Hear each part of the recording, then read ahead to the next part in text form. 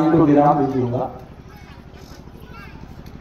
बीच में बात यह आई कि जब भरत जी ने कह दिया कि कोई भी चले, किसी को रोक नहीं है, जो राम जी की शरण में चलना चाहे वो सब कोई भी चल सकता है, कोई भी चल सकता है। तो पूरी अयोध्या में जिनको भरत जी के साथ चित्रकूट जाना था वो पूरी रात भर सोया नहीं। चक चक जिम पुर नारी चाहत प्रात उरयारत भारी। पूरी रात भर टकी लगाए, जागते ही रहे, लेटे तक नहीं, जागते ही रहे, बैठे। क्यों? क्योंकि एक बार जब राम जी वन को जा रहे थे, मैं आपको स्मरण दिलाऊं, जब राम सीता लक्ष्मण वन को जा रहे थे तो पूरी अयोध्या के पूर्ववासी अयोध्या को छोड़कर राम जी के साथ रहते। राम जी ने लौटाया, अरे भैया घर में देखो तुम्हारे बूढ़े माता पिता हैं, छोटे छोटे बच्चे हैं, गाय भैंस बंधी है, अब तुम्हारा गृहस्थ आश्रम का गृहस्थी में रहने का कर्तव्य है, तुम लोग धर्म का पालन करो, तुम्हारा धर्म है कि बच्चों की, बूढ़ों की, पशुओं की देखरेख करो, सुरक्षा करो, मेरे साथ ना हो, तुम लोग लड़ जाओ। राम जी ने धर्म का बड़ा उपदेश दिया। पूज्यपाद गोस्वामी जी लिखते हैं कि ये धर्म उपदेश घनेरे अल्लोग प्रेम बस फिर ही न फेरे। राम जी ने धर्म का उपदेश दिया। भैया तुम्हारा धर्म कहता है कि घर गृहस्थी, परिवार, बूढ़े बच्चे, गाय भैंस आदि आदि इनकी देख रेख करो, लेकिन सबने कहा प्रभु संसार लुट जाए, मिट जाए, मर जाए, धरती उलट जाए, हमें कोई परवाह नहीं, हम तो आपके चरण के साथ हैं, हमें धर्म नहीं चाहिए, हमें तो आपके चरण चाहिए। लोग प्रेम बस फिरे ही न फिरे, प्रेम के कारण लौट नहीं रहे थे। राम जी के पास कोई उपाय नहीं बचा उनको लौटाने का। पहली रात्रि जब विश्राम किया तमसा के किनारे, तो जब रात्रि में विश्राम किया, राम जी के साथ में सुमंत जी गए थे रथ लेकर के, तो राम जी ने चुपचाप सुमंत जी को जगाया। कब? बोले जब ही जाम जुग जामिन बीती। जाम जुग, जाम माने पहर, जुग माने दो। 4 पहर दिन में होते हैं, 4 पहर रात में होते हैं। तो जाम जुग, जब 2 पहर रात के बीत गए, इसका मतलब ठीक आधी रात 1 बज गया। उस समय जब ही जाम जुग जामिन बीती, राम सचिव सन कहु सप्रीति। राम जी ने सचिव मंत्री सुमंत जी को चुपचाप धीरे से जगाया और फिर क्या कहा? अरे खोज मारी रथ कहता आन उपाय बनी ही नहीं बाता। सुमंत जी चुपचाप आधी रात में रथ निकालो और खोज मारी। खोज मारी का मतलब ऐसे रास्ते से चलाओ जहां पहियों के, रथ के पहियों के निशान दिखाई न पड़े, घोड़े की टाप के निशान न दिखाई पड़े, ढूंढने न पावे कोई। ऐसी जगह से उल्टा सीधा लेकर के चलो जहां हमारे यात्रा के कोई चिन्ह ढूंढ न पावे अयोध्या प्रवासी। खोज मारी, खोजने वाले निशान को नष्ट करके चलाओ रथ आधी रात में। अच्छा वहां हुआ क्या कि लोग सोग श्रम बस गए सोई, कछुक देव माया मति मोई। कुछ लोग तो थकान के मारे सो गए।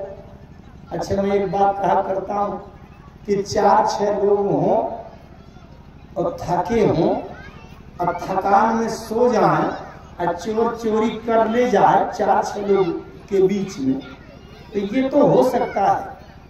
लेकिन जहां 2-4 हजार आदमी पड़ा हो मैदान में, राम जी के पीछे पूरे अयोध्यापुरवासी लगे थे, 4-6 हजार आदमी जहां पीछे लगा हो और मैदान में पड़े हैं और आधी रात में भी राम जी जा रहे हैं, अरे तो 4-6 हजार आदमी के बीच में किसी न किसी को 2-4 को तो लघुशंका लगेगी कि नहीं? किसी न किसी को खांसी आएगी कि नहीं, किसी न किसी को मच्छर काटेंगे कि नहीं, किसी न किसी को गर्मी लगेगी कि नहीं, किसी न किसी को नीचे से चुभेगा कि नहीं। माने 4-6 हजार आदमी में किसी न किसी की तो नींद खुल जाएगी कि नहीं। और एक आदमी ने देख लिया कि राम जी जा रहे हैं, सबको जगा देगा, जाओ भैया, और राम जी जा रहे हैं, चलो पीछे कर देना चाहिए कि नहीं। वहां एक शब्द में आप ध्यान से समझिए, उसको पढ़िए।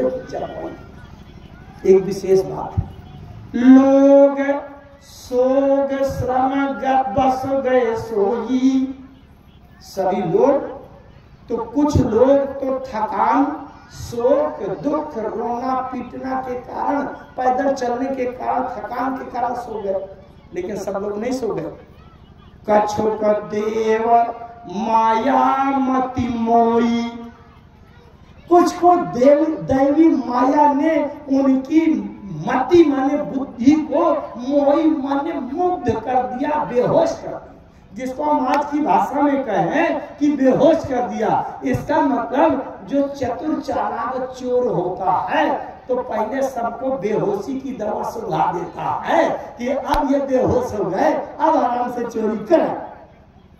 इसका मतलब ये तो राम जी की जबरदस्ती है ना कि लौटाए नहीं लौट रहे।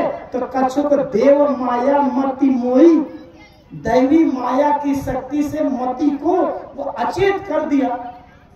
अगर आज के शब्दों में कहें, इसका मतलब बेहोशी की दवा सुला दिया, चुपचाप भाग गए।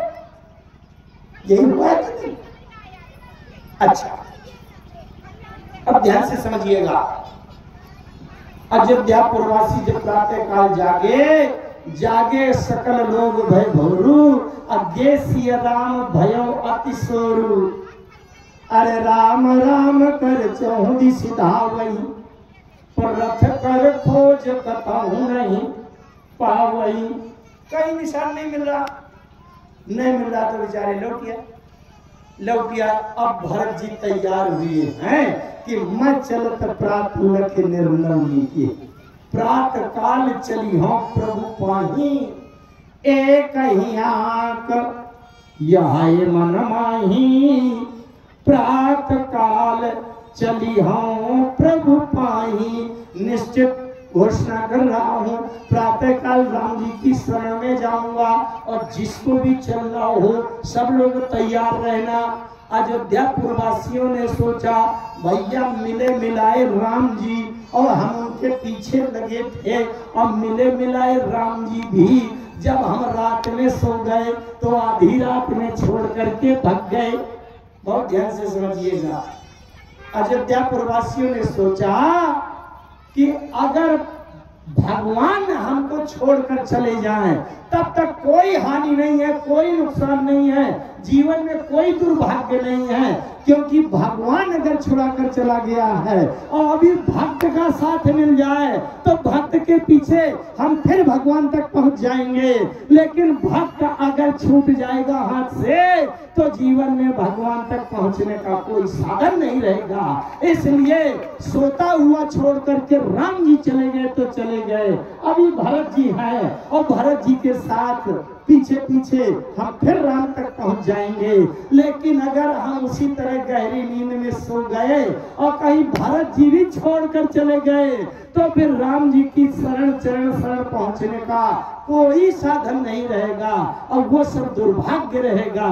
इसलिए जब भरत जी ने कहा कि प्रातः काल चली हो प्रभु पाही, तो पूरी रात भर कोई अयोध्या प्रवासी सोए नहीं है कि भैया राम जी गए तो गए और भरत जी के साथ अगर हम लोग पीछे लगे रहेंगे तो वही राम फिर से मिल जाएंगे। लेकिन अगर भरत जैसा भक्त, भरत जैसा संत अगर हमको छोड़ा करके चला गया तो फिर हमारे जीवन में दूसरा कोई साधन नहीं है। इसलिए पूरी रात भर जागते रहे, प्रातः काल सुरक्षा करके जो जिस लायक के साधन से था वो चित्रकूट में राम जी की शरण जाने के लिए यात्रा प्रारंभ कर देते हैं। आज की कथा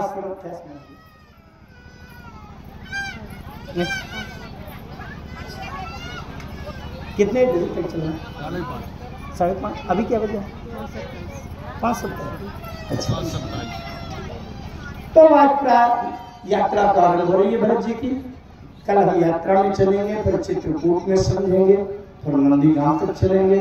इसी तरह बीच बीच के चर्चा करते करते नहीं, भरत चरित्र तो बड़ा अगाध है और मेरा स्वभाव है, मेरी शैली है कि मैं रामचरितमानस